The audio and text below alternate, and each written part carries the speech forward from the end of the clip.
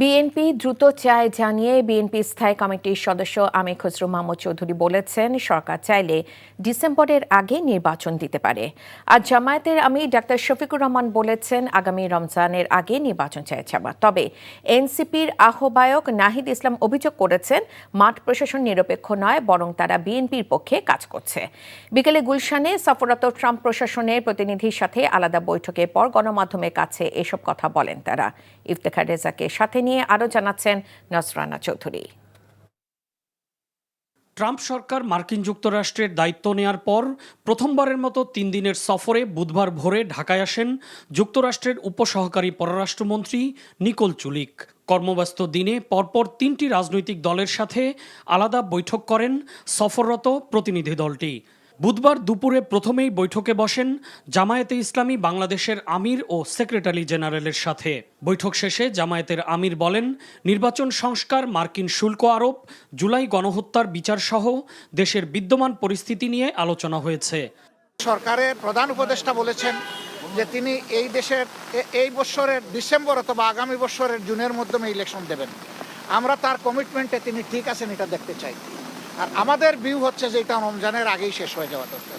ওই জুন পর্যন্ত অপেক্ষা করলে তখন বর্ষা, ঝড় ঝাপটা, বিভিন্ন ধরনের প্রাকৃতিক দুর্যোগ আসবে, তখন আবার ইলেকশনটা অনিশ্চিত হয়ে যাওয়ার আশঙ্কা দেখা দিবে।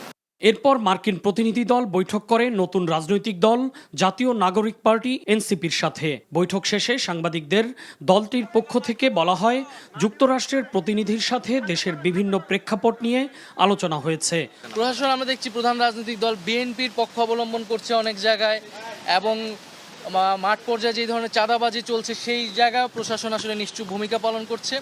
আমরা বলেছি যে এই ধরনের একটি প্রশাসন যদি থাকে তাহলে এর আন্ডারে নির্বাচন করাটাও আসলে সম্ভব নয়। ফলে একটি লেভেল প্লেইং ফিল্ডের জন্য একটি নিরপেক্ষ প্রশাসন, আমলাতন্ত্র, পুলিশ আসলে আমাদেরকে নিশ্চিত করতে হবে। ট্রাম্প প্রশাসনের প্রতিনিধি দলটি সবশেষ বৈঠক করেন বিএনপি মহাসচিব মির্জা ফখরুল ইসলাম আলমগীর সহ দলটির 3 নেতার সাথে।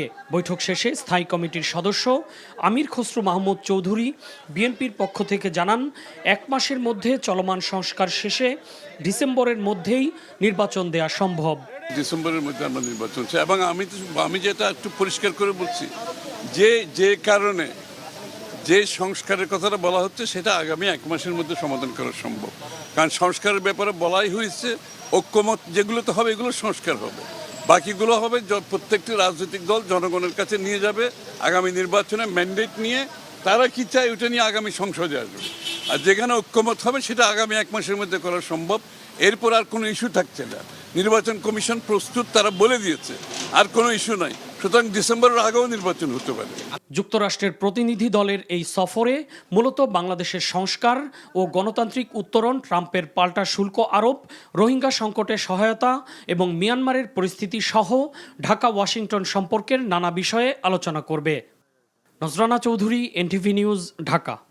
বান্ডেল থাকলে প্রতি সেনমানিতে টাকা বাঁচবে। বিকাশ সেনমানি বান্ডেল কিনে জিতুন প্রতি লেনদেনে।